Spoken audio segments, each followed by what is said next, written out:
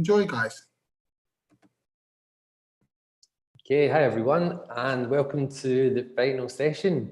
So as you heard in the introduction there, we've sort of gone through all the practical aspects of filmmaking, from the storyboarding, writing your script, using your camera and editing. And we thought this final session would be great to have it much more interactive. So really to hear any further questions you have about the filmmaking process, any thoughts and ideas you have. I've also been sent in some example scripts and some little clips which we're going to play. And then at the end of the session, I thought quite a lot of people have asked about stop motion.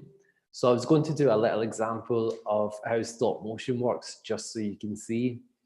So I think the best thing to start would be to just start with some questions. Now, I know some have been sent in, and I covered quite a few of them at the end of the last session. So I remember someone asked about Magic X Movie Edit Pro Premium. So I had to look into that after the call. As far as I could see, it was very similar to any other editing program I had used before. If anything, it looked a bit more advanced than iMovie. So I think if you have that program, then that's fantastic. It looks quite easy to use, so I don't think you should have any trouble there. The other thing was about how can you use Windows Video Editor on Windows? So it's not something I've personally used, so it's quite hard to say, but I think, to be honest, with most things, there'll be a tutorial on YouTube somewhere that's usually quite helpful. And again, the editing software I was using was iMovie. There was a few questions about submission of videos. So one was about Windows Video Editor having contrast settings to make it black and white. Again, I touched upon that last week, I think. So it won't be your contrast adjustment that makes it go black and white, it's your saturation adjustment. So the contrast is sort of how sharp something is. So the contrast is between black and white. So it can be a bit grey, a bit muddy. And if you have more contrast, it makes it much more sharper. Saturation is when you literally drain all the color out. So if you want to make it black and white, look for the saturation. You had a question that was, can you record the movie on any device of your choice, or does it have to be a specific device?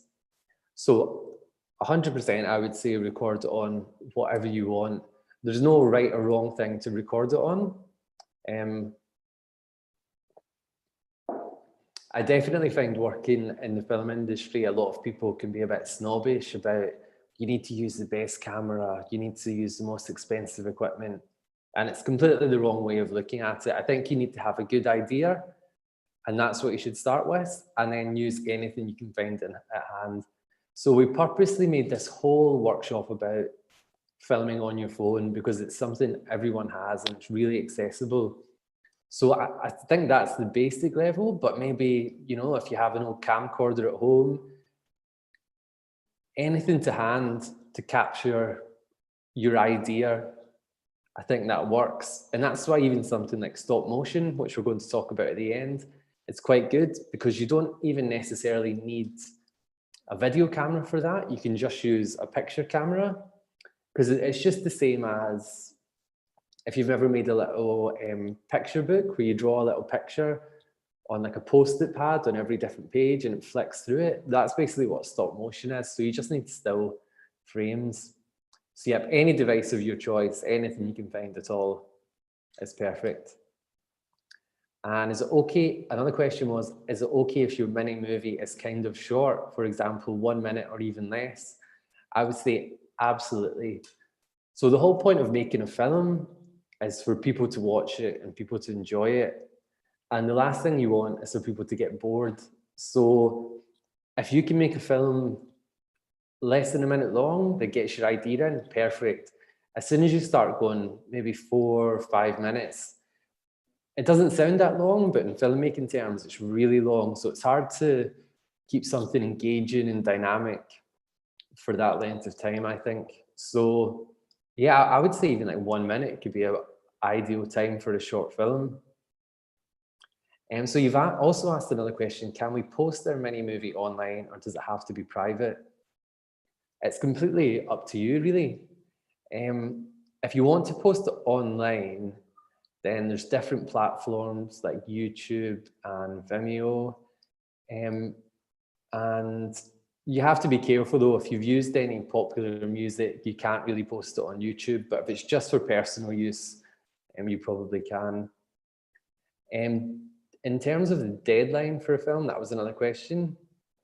I'm not sure if there is a specific deadline in place. You'll probably need to talk to the course convener about that. And the other question about submissions was, can you collaborate with friends or family members? Absolutely. If anything, I would say sometimes that's the only choice you have if you can't afford any actors. So I've had to bring in friends and family lots of times to help out. So yeah, I would definitely encourage getting anyone you can involved. And most people really enjoy the process as well. So yeah, definitely try and rope some people in. Someone else had a question about streaming for gaming. So I did talk last week a bit about this. So you do need special equipment for that, because I think if you're streaming for gaming, you essentially need two cameras. You need this camera, as I think you have to be able to talk and people to see you when you're streaming. I've never done it personally myself, but I'm imagining this is what happens. Well, a second camera shows your game. So you therefore need something that allows the computer to have two inputs. So there's something called a capture card, and it's like a little box, and it allows you to take an HDMI, which is the plug that goes into the back of your Xbox or PlayStation or whatever, and that connects to this box, and the box connects to your computer, and it allows it to stream two sources. There is a really, really good YouTube tutorial about the equipment that you need to live stream. So what I'll do is I'll find that link and I'll send it on to your course tutor, who can then pass it on to everyone.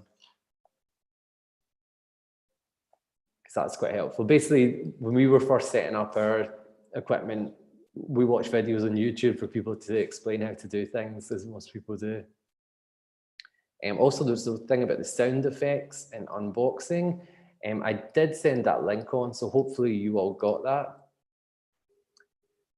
And I think that's covered the questions that were sent in already. So what would be great now is to hear any questions that people have got just now. So just before other people start to send in some questions, we'll give everyone a little bit of time, Ross. Someone was asking whether we're going to see any of the classmates' works that has been submitted for as a reference. And yeah, I just wondered whether that was going to be in your plan for today. Yes, I believe I've got so far, let me check how many. 1, 2, 3. I've got 3 short films, so I was going to show those. And then I've got a couple of scripts to go over as well. So perhaps we could jump into some of those, then afterwards we might have more questions. Yeah, that's great. Why don't we have a look at some of those, and then maybe that might spark a few questions that people might want to ask. That'd be brilliant. Thank you. Great. So this is one of the first ones I've been sent. So there is it's about 1.5 minutes long. There is a particular point halfway through where there's quite a loud, scary noise. So you might just want to watch out for that. Let's see. So.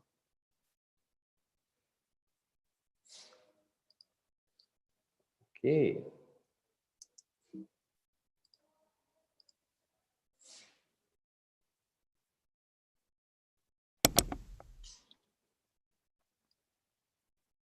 Huh?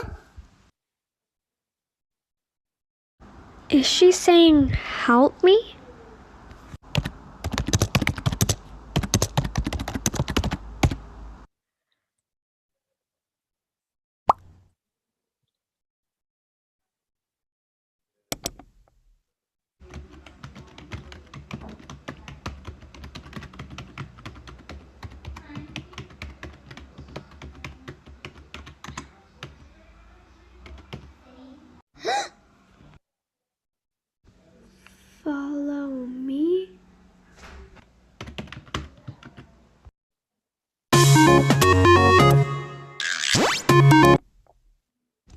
Hello?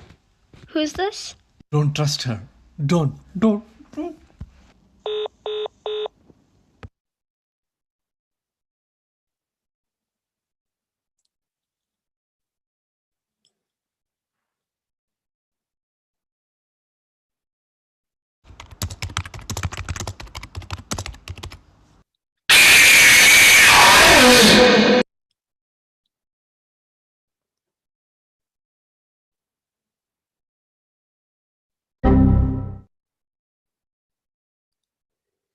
Okay, so that was by Anne Bobby, so that's quite good, quite interesting. So that was more of a sort of animation.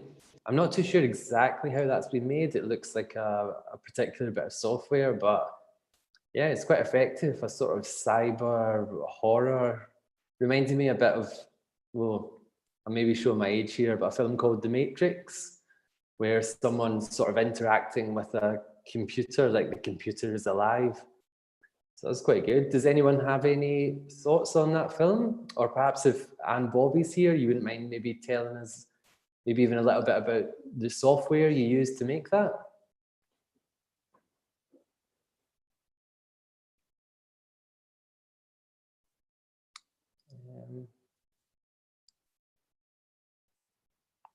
So people are just writing in and saying how they how impressed they are with it, and that a lot of people haven't actually used computers to make their films. The other people have used cameras. So it's great to see the variety that people of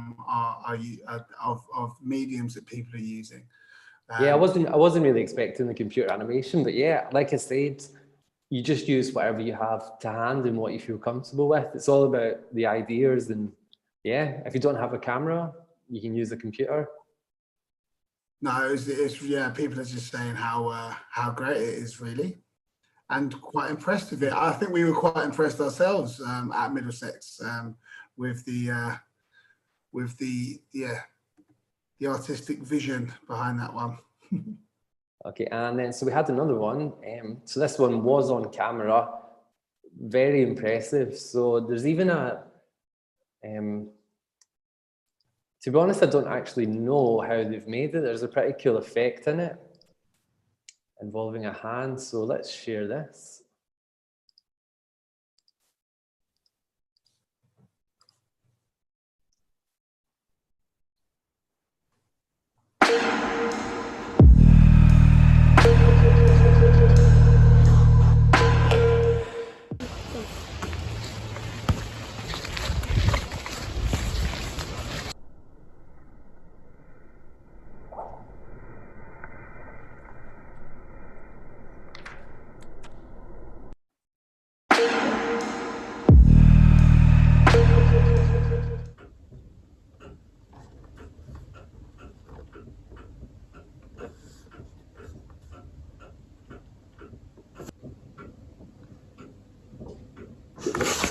What happened?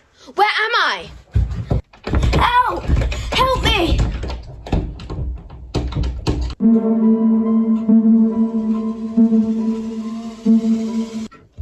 No! No! Ah!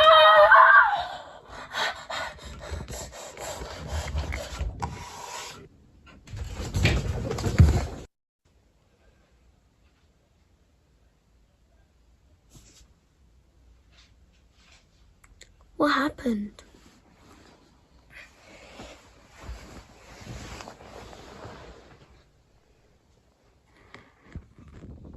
That was it. That was the shot.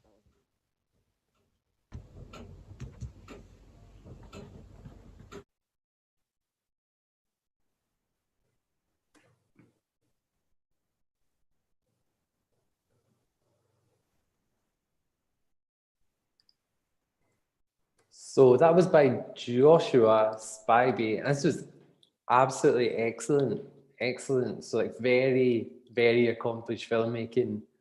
So I mean, the first thing, obviously, and if you're there listening, Joshua, if you can tell us how you did the effect with the hands, I've got no idea, but it was brilliant. So just the whole thing, there was lots of really, really good things. First of all, there was just huge variation in shot sizes. So there was wide shots. In fact, let me just share my screen. So I loved the intros. This is really great. So you've sort of made your own production company, JYS Studios, which is great, ambitious. Yeah, this, I mean, it looks like a sort of masking effect, but it's excellent. It's so effective, terrifying. Reminds me of, I'm not sure if anyone's seen, again, I'm sure my age, The Addams Family. There was a character in that called The Thing, which was literally just a hand that would move about on its own. And this is like a really nice tracking shot. And what you've done, rather than because the obvious way to film this would just be a big wide shot of someone in the garden kicking the football around, but you've gone for this tracking shot close up on the football. And it's really nice. So it just focuses on the skill that's happening. And then you switch to this slow motion. Perfect. Because like I think what we talked about in our lessons is to add some drama, to heighten the tension, you have this slow motion shot and it just emphasizes the impact. And this is really cool atmospheric lighting. So you can see it sort of washes over the person. And yeah, so I'm not sure if you've done the masking thing again here, or if you've just been very clever with the lighting, because if the person's arm is just sort of in the shadow, so creepy. Yeah, and then you've just even like this little decision to cut from this shot, a mid shot, to a close up, just adds so much production value, because it could have been quite easy just to stay on this shot, but by switching to the close up, and it's kind of off center as well, as you can see, this sort of line, which means that it just adds a bit of, I would almost call it claustrophobia. It makes you feel a bit uneasy with the way it's off angle.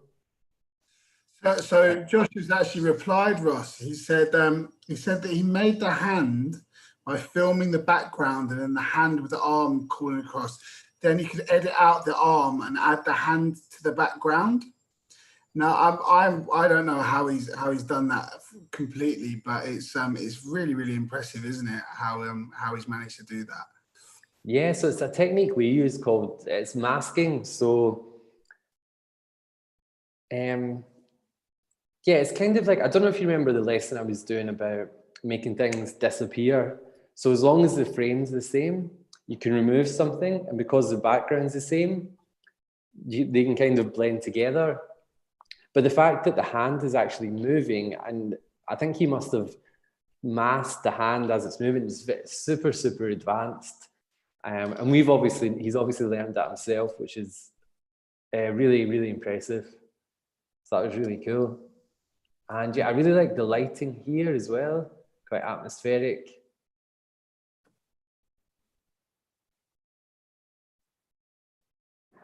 And I like this. So this is like a tracking in shot. So you can see the camera moves into the curtain.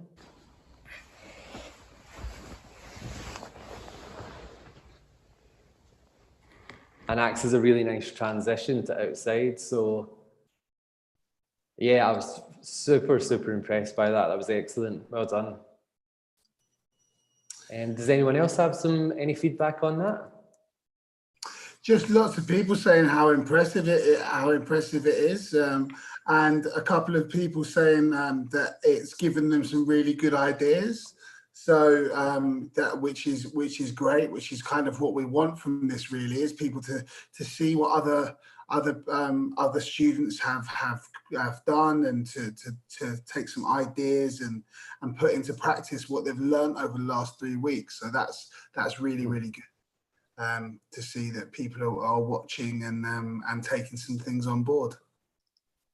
Excellent. And then we had one more short film. So this is a really short one, but this is more animation, but it's really cool as well. So let's just have a watch of that.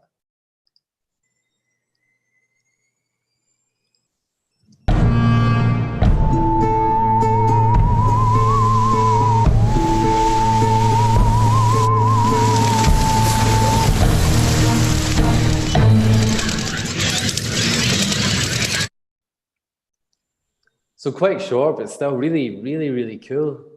So again, I'm not sure what program they made this in, but it's super cool. So it sort of transitions from this ball of fire, then there's all these bats that are flying out of this cave.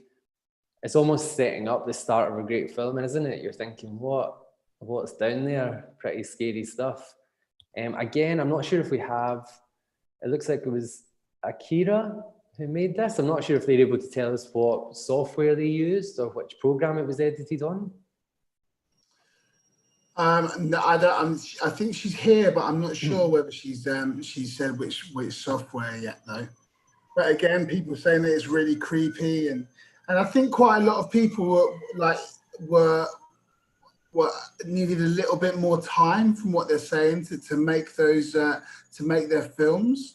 So I think some of the scripts that were submitted were really, really good, weren't they? And really, really impressive. And I think people are going to have a chance to put in some of those techniques that they've learned in order to make the scripts, to bring the scripts to life. So maybe if we go through a couple of the scripts that were submitted and talk about maybe ways in which they could turn those into and bring them into life, that would be great. Yeah, that's a great idea. So as you say, this filmmaking course we've been doing is very condensed, only 6 sessions over, I guess, 3 weeks, which is very short. So the whole idea is to give you lots of ideas. So I think it's quite great where anyone was able to make anything to show today already, which shows just how creative and productive people can be. But yeah, as you say, I think hopefully this has just given you some ideas to go off and after today, really go and work in your own film. So we were sent some scripts. There was one I was sent, I think this was by Joshua as well, actually. So this was a comedy. I'll be honest, I was laughing a lot when I read it. It's so funny. So I think what could be good is if we read through this together, and then maybe we can all suggest some ideas of perhaps how we could film it, unless he's already started that. So let's see if I can share screen. So here we go. So it's been formatted quite well, and you can see it's clearly laid out. We've got the genre, comedy, length 2 to 3 minutes, 1 or 2 main characters, and set in 1990s London. I remember that well.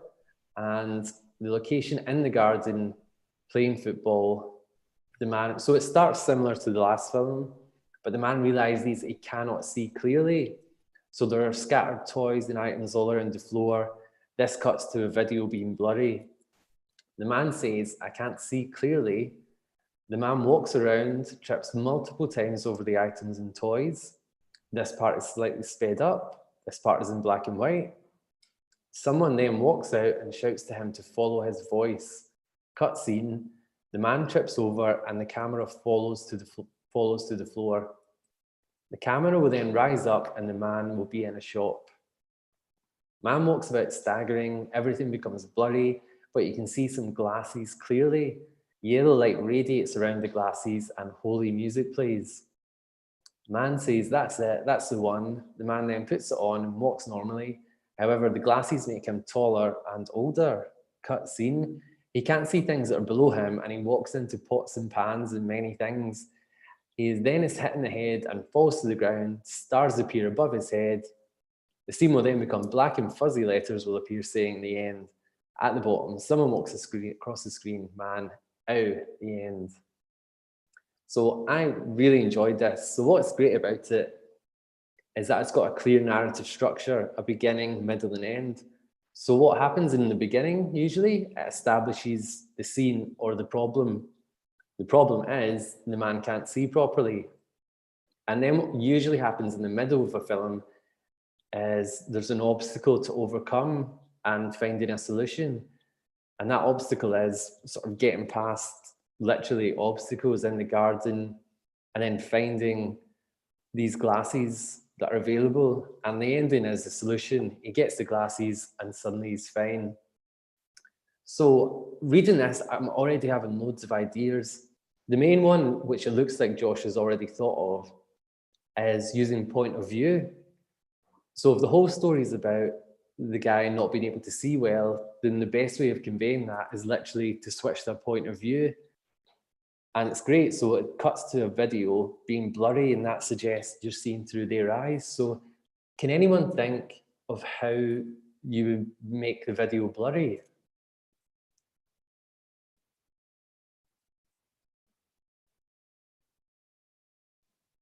And the obvious one being, in the editing software, you could select a blurry effect, but could anyone think of how to do it using the camera? As I think that's often a lot more creative. Any ideas? So someone's just said you could put something in front of the camera. So I assume maybe something else. I'll just wait for someone else to maybe say something different. Yeah, So I mean, maybe a piece of glass or some sort of, yeah, see-through. yeah, exactly. You can find a bit of see-through material. So what they used to do sometimes is they would get the lens and the camera, and you could actually put like Vaseline or something like that on it. I wouldn't recommend that with your phone camera, just in case it damages it. So what you could do is get something see-through. Like, I don't know if you remember in the video, I was using the plastic bit from a picture frame, put that in front of the camera, and then you could rub some stuff on that, butter, Vaseline, anything, just to blur it all up. I think you should always go down that route rather than relying on the effects and editing. So that could be great. And then we've got the man walks around, slightly sped up. Oh yeah, so this bit, you can see some glasses clearly, and yellow light radiates around the glasses. Again, any ideas for how you could film that? So again, forgetting about editing software and adding like a little light, because it always looks really fake. Can you think of how you could create this live?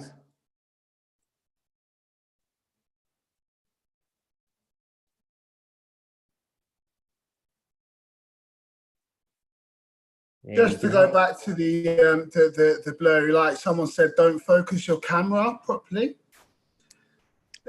which is a great technique, I'm sure. Oh yes, if you remember the video when Jackie was talking about how if you're using your iPhone, you can fix the focus. If you're using a manual camera, then yeah, you can just get everything out of focus. So that's a really good idea as well. Yeah, so a couple of people have come up with that idea, which is really good. It shows that they were listening.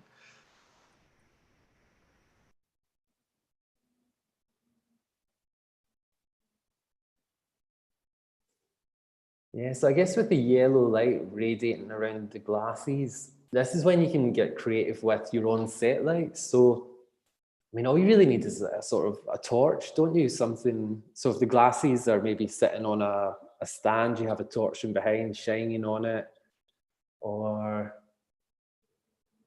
yeah, it's really just all about lighting the glasses.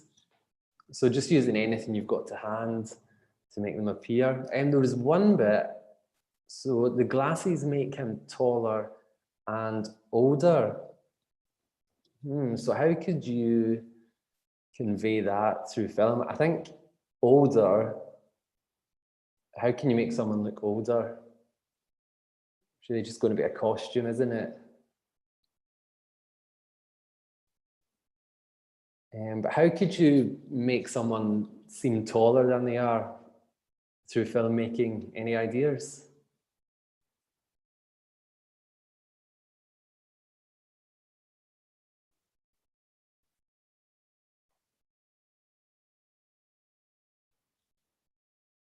Someone said could stand on something, like a box. Yeah, then that can be good because then it's all about perspective. So if you have someone standing on a box and they're next to, I don't know, something that's already quite tall, like, or if their head's hitting off the roof, but you only film a portion of it, by association, you think they're really tall, even though you can't see their full body. So yeah, I think as long as you don't film the box they're standing on and have them next to something else really tall, then suddenly it makes them look really tall. And what about camera position? Where would you position the camera to make someone look taller?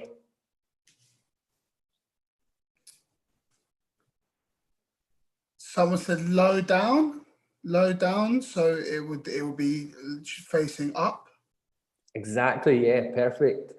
So it kind of reminds you of if you ever, if you see a statue in the park, the statues are always quite high, so you're always sort of looking up at them, aren't you? And you just associate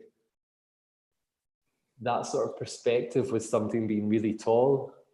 So it's almost like a giant, isn't it? When you think of, I don't know, Jack and the Beanstalk, you're always looking up at this tall person. So if you just get your camera, your phone, and just tilt it, and it can suddenly make someone look like a giant. So that's bang on, that's a great technique.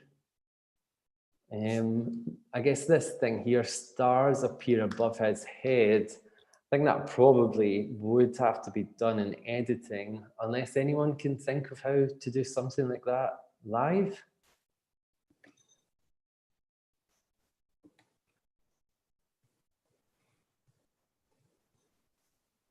We haven't had any answers for that yet. Does anyone think about how to do that? How to make stars in the sky?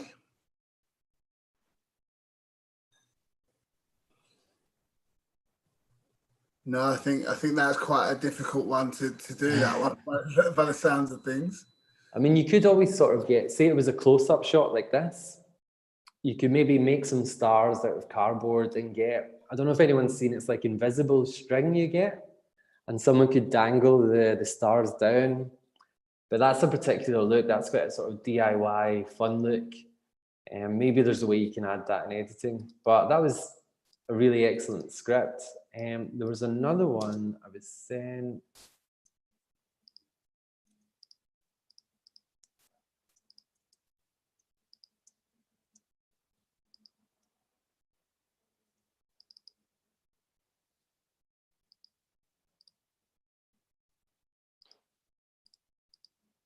This one, so quite short. This is more like I guess a synopsis, an overview, but I think it's really promising. I'll see if I can make that a bit bigger.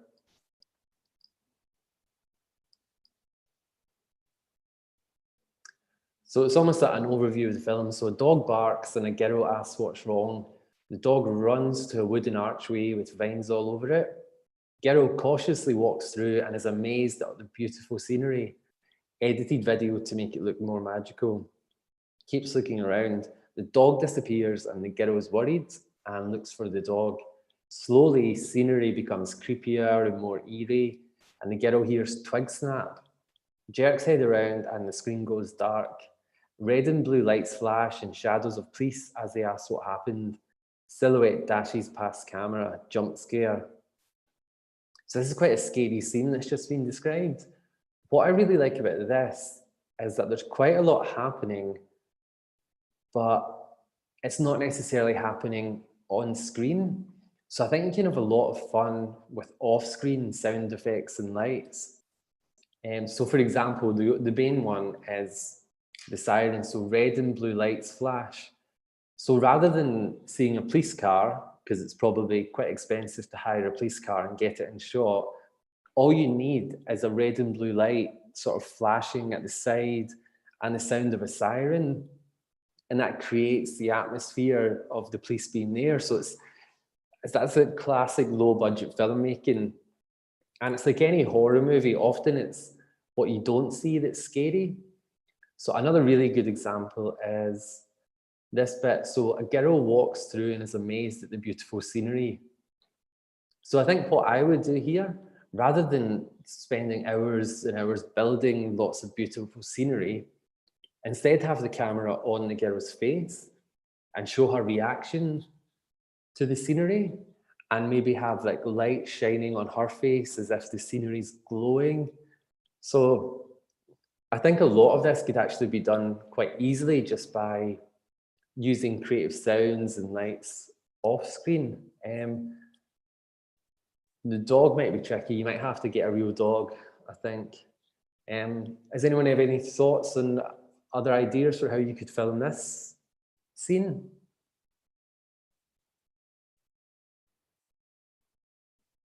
Someone's mentioned that there's not any dialogue or any talking, so maybe that's something that could be incorporated.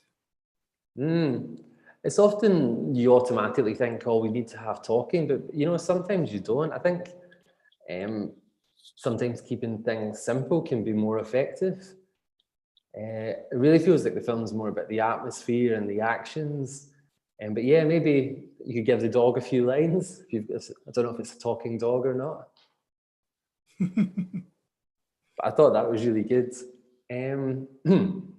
So I think that's pretty much all the stuff I've been sent in. But I think really good. I was really, really impressed with that short film and all the work that's been sent in. So I think...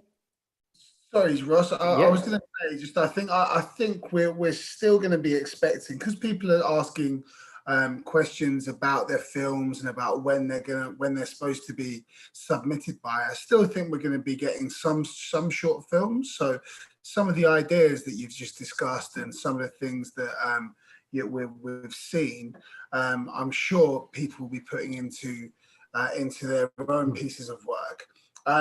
But as we talked about, we did say that stop motion animation has come up quite a few times over the last couple of weeks. So perhaps you could talk a little bit about that. That would be really, really, really cool if you could talk about that a bit. Yeah, so stop motion animation, it's a technique that's been around for hundreds of years, I think, ever since cameras were invented. And it basically involves taking a still object and taking lots of pictures of it moving. When you piece them all together, it creates the illusion of movement. So I think the best way to teach you is probably by example. So I've set up a little test. Let's have a look. So I'm going to share my screen with you. And so can I just double check you can see the screen? Yep, looks good. So, excuse me. So again, you're probably sick of me saying this, but don't focus on the software I'm using. There's different software everywhere, but this is called Dragon Frame. And this is actually the kind of software they use on really big budget films like, I think it's Coraline or Wallace and Gromit or Shaun the Sheep. And essentially what you're seeing here is my camera that's connected to the computer. So that's my camera. And this thing on the right here, you can see it's 1, 2, 3, 4, 5, 6. That's all the images. So I'll just quickly show you what I mean by stop motion. I'll show you a little example. You can see a bad example, and then we'll maybe try and do a good example. So I'm going to put a little object in here. You might have seen this dinosaur before.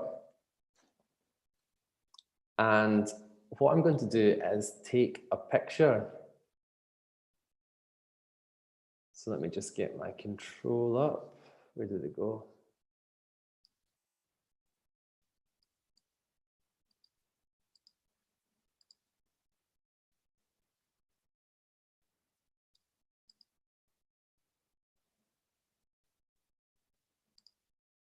Oh, it is. So basically the way I'm doing it through the computer, I'm doing it remotely, connecting my camera, but say for example, you use your phone, there's some great free software you can use that does it all on your phone. Again, I'll send a link to some good ones, but it means you take the picture using your phone and it goes straight to the software that's built in. So all I'm going to do is press enter, and that's just the same as taking a picture. So let's do that.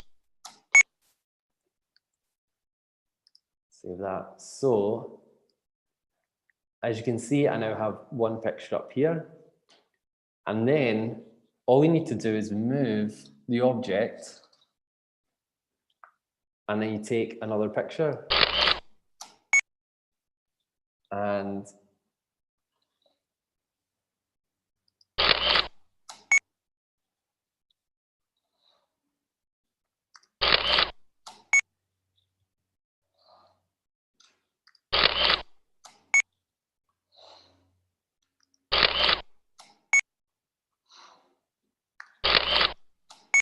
so then essentially what the software is going to do is take those 8 pictures and put them into a timeline and play them back, almost like you're just editing the pictures together.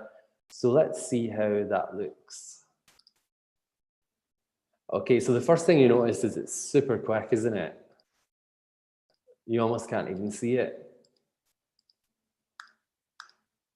So this is usually where most people go wrong with stop motion animation. They're in too much of a hurry to do it.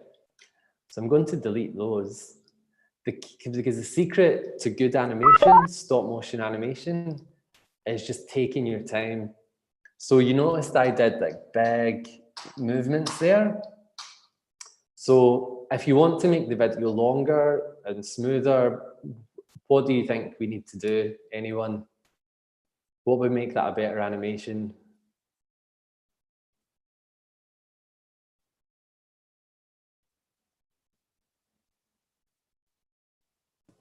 Someone said smaller movements, so not moving as far. Exactly, yeah. So small, much smaller movements.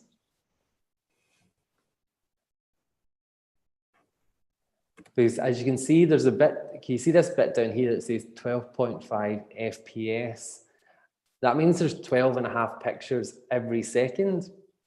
So I just took 8 pictures there, and that was 1 second. Sorry, 12 pictures in 1 second. So if you make a film that's 30 seconds long, you know, that's like 300 pictures.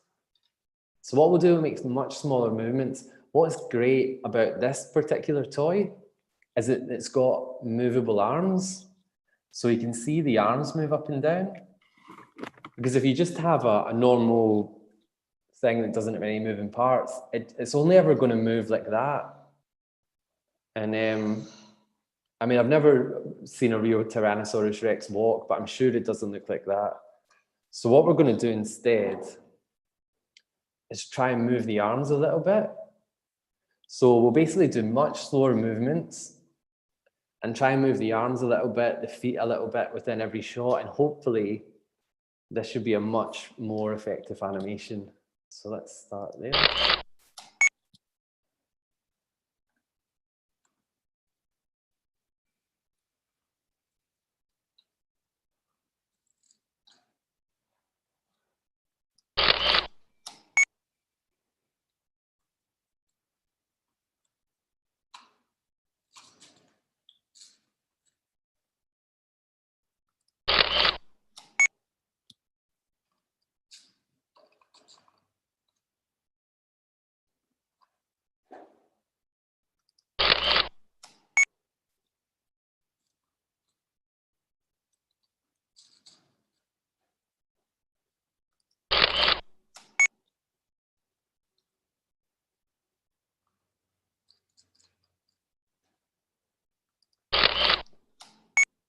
And then while I'm doing that, which is often quite good, I'm going to introduce a second character.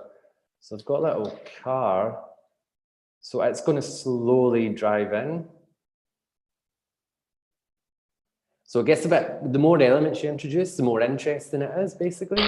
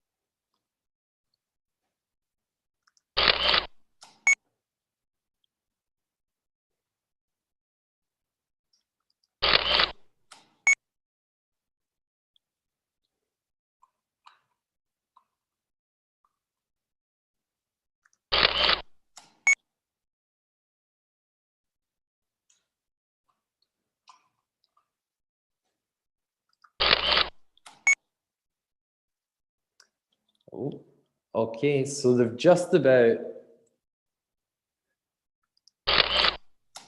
bumped into each other. So does anyone have any ideas for what could happen next? What could happen?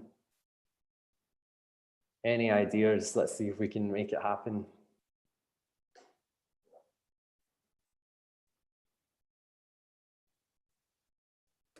Just give people a couple of minutes to type something and see what should happen. Yeah, I mean, it feels like it's only going to go one way, isn't it? Yeah. What?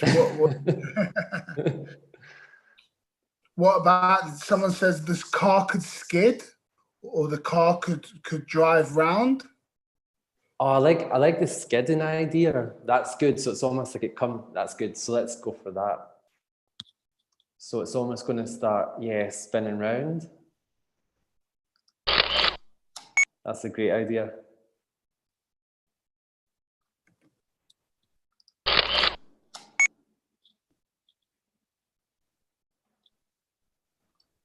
Oh. And the key is every time just always making a tiny little movement to everything that's in shot. So even just the dinosaur's hands, the feet, the car a little bit. And there's no reason why there couldn't be other things in the shot. Someone's also said that the dino could step on the car, could stomp on the car and crush it. which might be a different.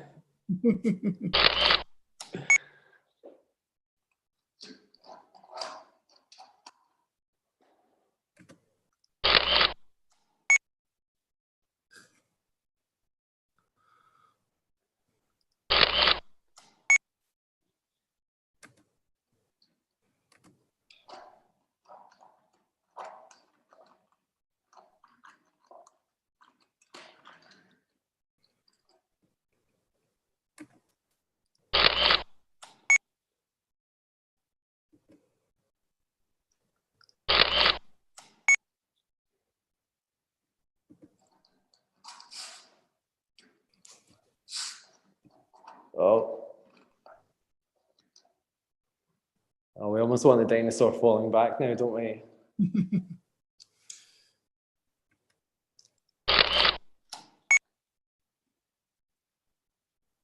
So what I'm kind of doing now, which is cheating a bit, is I'm holding the dinosaur with my hand, just basically because there's nothing to hold him up.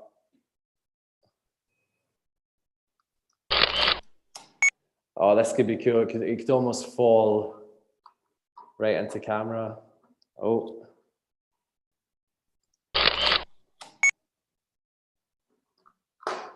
See, so that's going to be too much, isn't it? It's suddenly gone from being up here. So we almost need like a little prop just to balance on. So this is where you have to get kind of creative.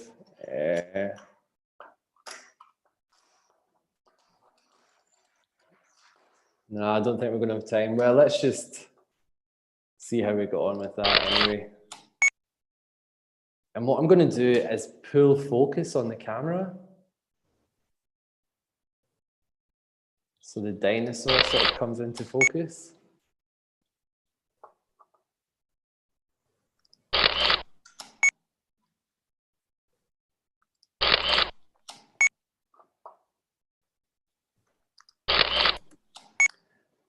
So that, if you can see on the right, we've taken 34 pictures. So what I'm going to do is slow this down to 8 frames a second. So 34 divided by 8 is, oh, my maths is terrible. Anyone? No, you got no help with that one. You're talking about, it's essentially going to be 5 seconds. So for all that work, we're going to give out 5 seconds of playtime. So let's watch it back. I admit it's probably going to be quite rough, but it might just give you an idea of how stop motion is made.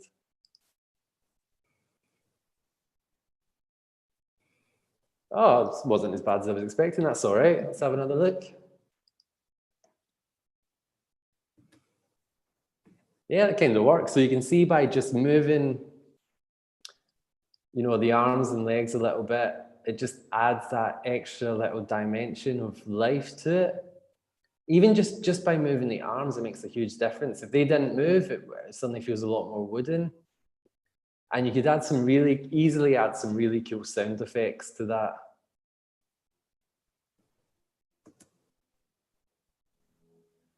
But for example, I've basically played that back in slow motion. It should really be 12.5 frames per second. And suddenly it will seem a lot more rushed.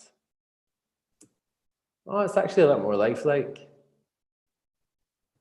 Because the benefit of playing it back at slower speeds means you don't have to take as many pictures, but it looks a bit jerky. Whereas if we played it back at 25 frames per second, that's the same as real video. It'll look much more lifelike, but it'll be super fast. But yeah, it seems like 12.5. It's about the right way to go. So let's just export that movie.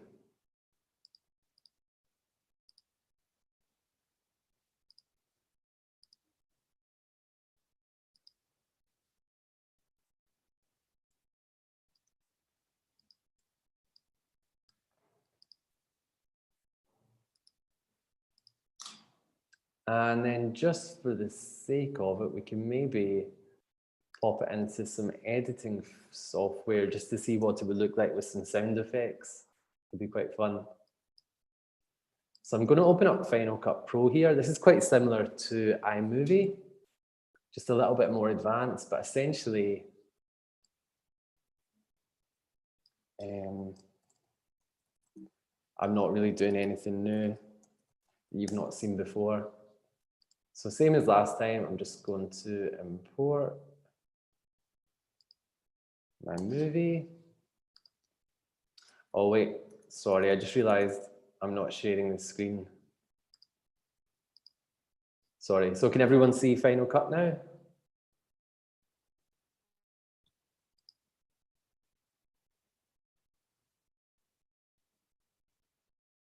Yep.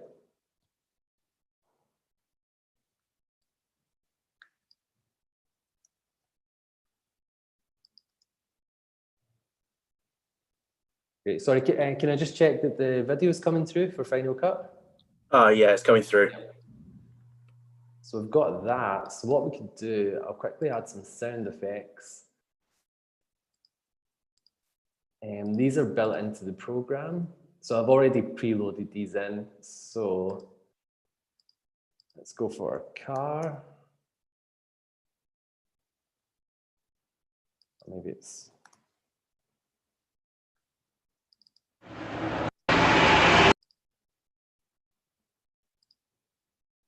Oh, here we go.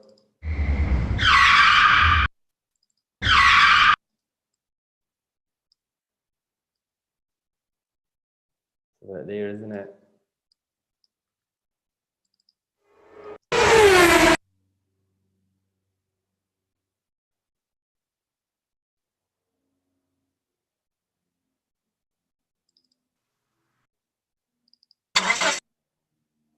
So we just need a normal.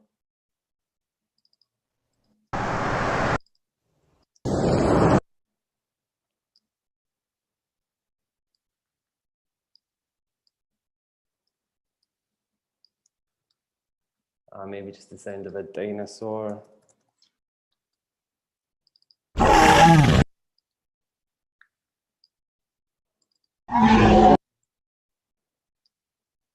see how that looks.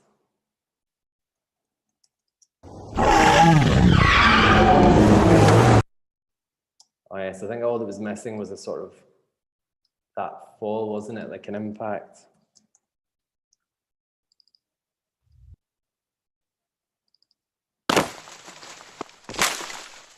So this is what's quite fun about sound effects. You can see that one's called impact tree fall, but this is basically called Foley. So Foley is when you use a sound for something, and replace it with something else. So a really famous one in movies is when they maybe use a hammer and like a watermelon and smash the watermelon, but use that sound for like someone getting shot or hit in real life in a film. So I think we can probably use that here actually to pretend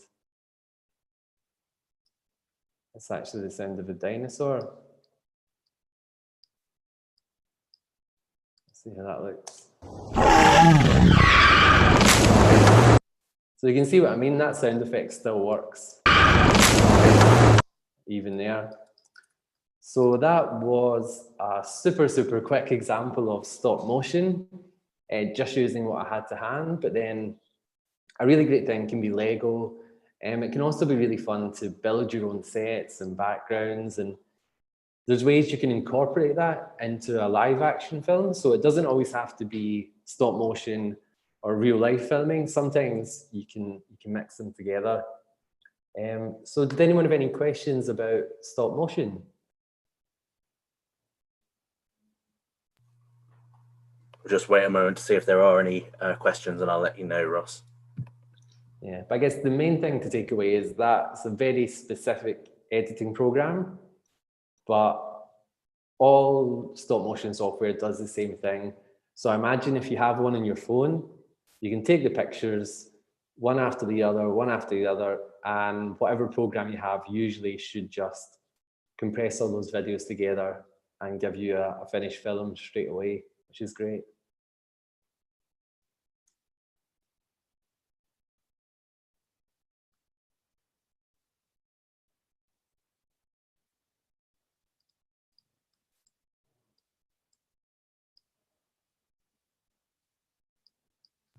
We've had no questions so far, Ross.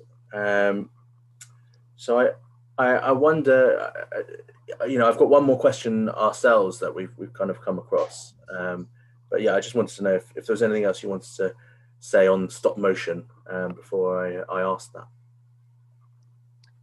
I think I've given sort of an overview. So it'd be great to hear, if you had any questions or any specifics that people are more interested in.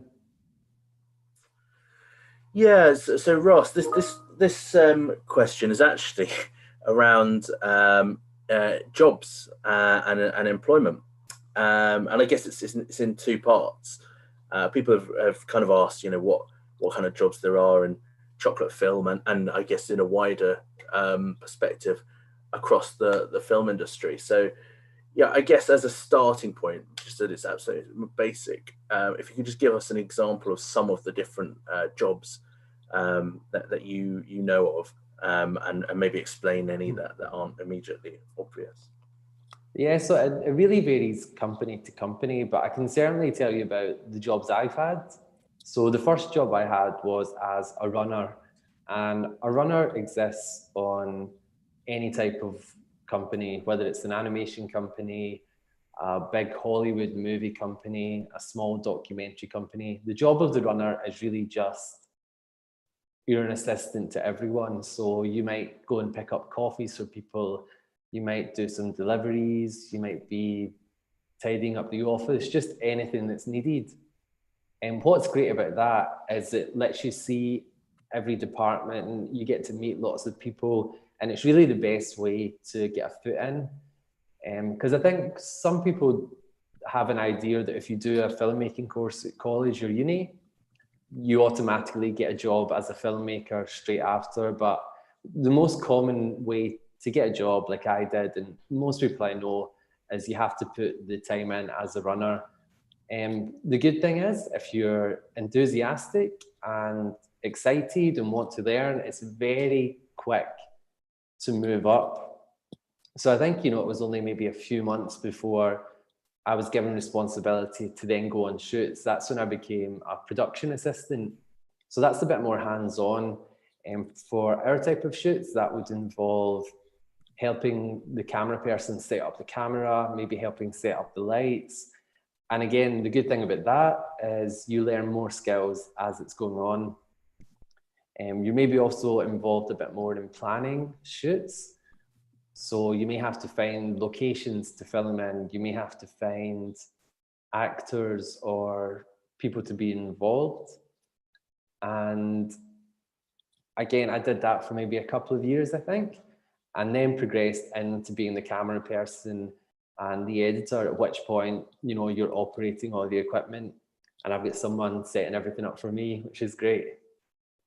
The whole time I was editing as well. So we're quite a particular company in that everyone at Chocolate Films gets to do a bit of everything.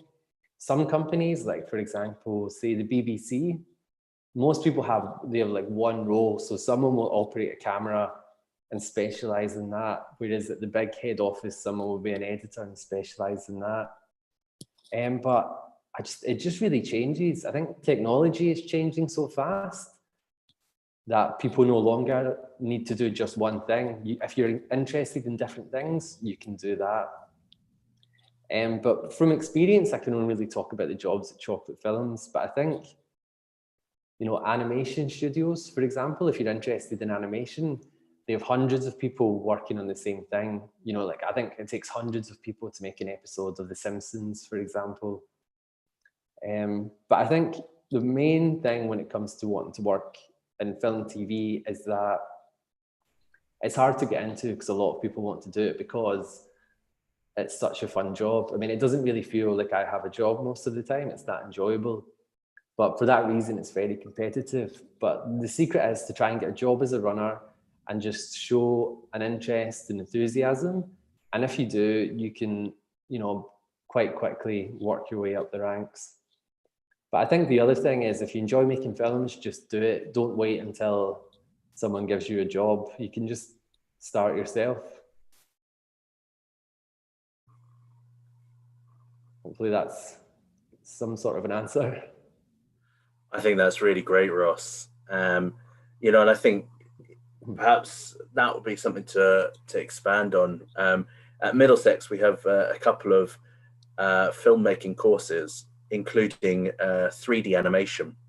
We've seen some great examples of students using 3D animation.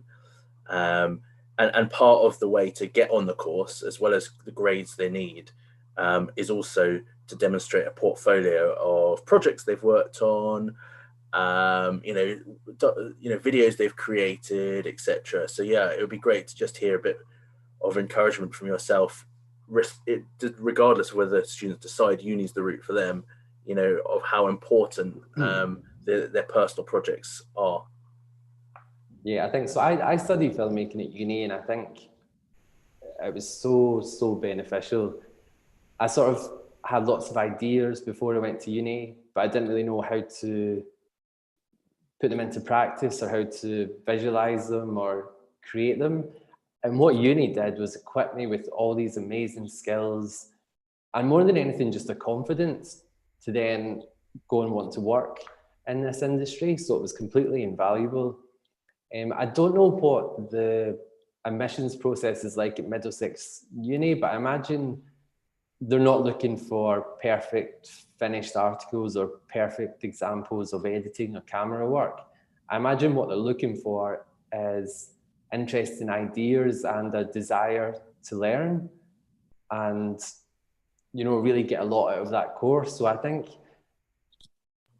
if you're making work at the moment or trying to put a portfolio together, don't just make what you think they want to see, make what you really are interested in.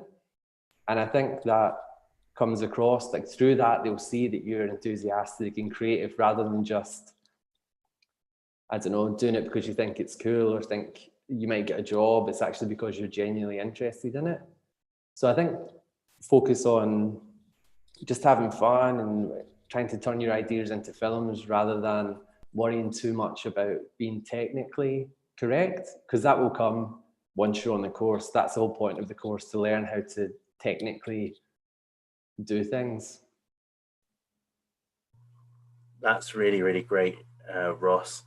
Yeah, I think you know, that's kind of the kind of end of the questions that we'd had. I know someone had asked about the sound effects from unboxing a couple of times, but I think what you've done is as well as given us an insight into stop motion animation, into the different jobs that you can have within the film industry, you've also you know, answered a huge number of questions and demonstrated some of their students' work. So thank you for that. Was there anything you wanted to say from your end to wrap up?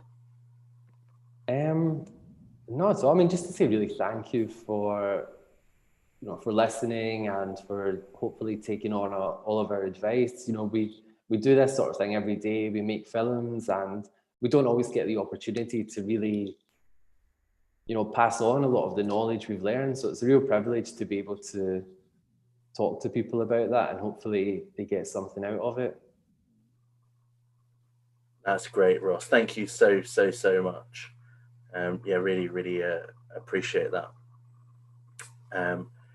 Great. Well, thank you, everyone. All the students watching the Summer Success Camp. This is the final session of the Summer Success Camp, and an end to not just filmmaking, but all the other digital creative sessions that we've been running. A huge thanks to Ross and the team at Chocolate Films. Also a huge thanks to LCC Learning and to Digital Schoolhouse, who have been excellent.